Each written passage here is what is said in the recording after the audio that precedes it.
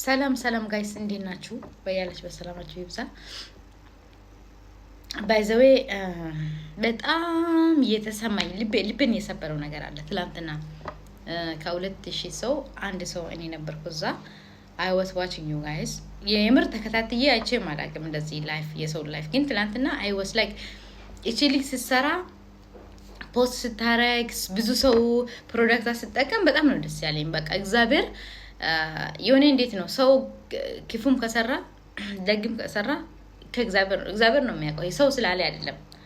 ግን እግዚአብሔር ሲክስሽ ደግሞ በትንሽ ነገር ነው መንገድ የሚያሳይሽ እና I'm so proud of her በጣም ነው ደስ ያለኝ።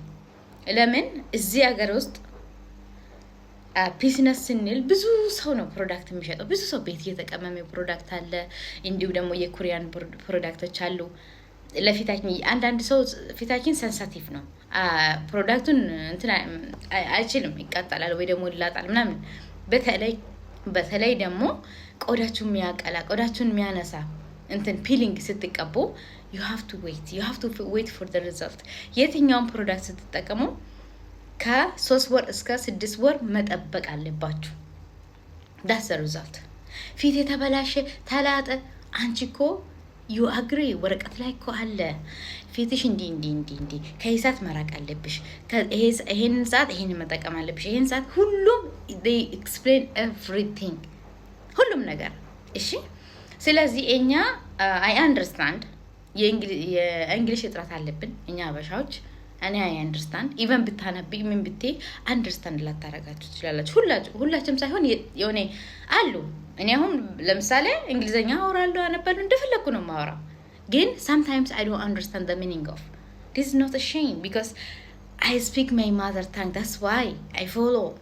We never colonize, we proud of that. ግን እንግሊዘኛ ስናወራ ሁላችንም ፐርፌክትሊ ምሎ ለምሳሌ within ስለው with ብላችሁ አንደርስታንድ የምታደርጉ ሰዎች አሉ።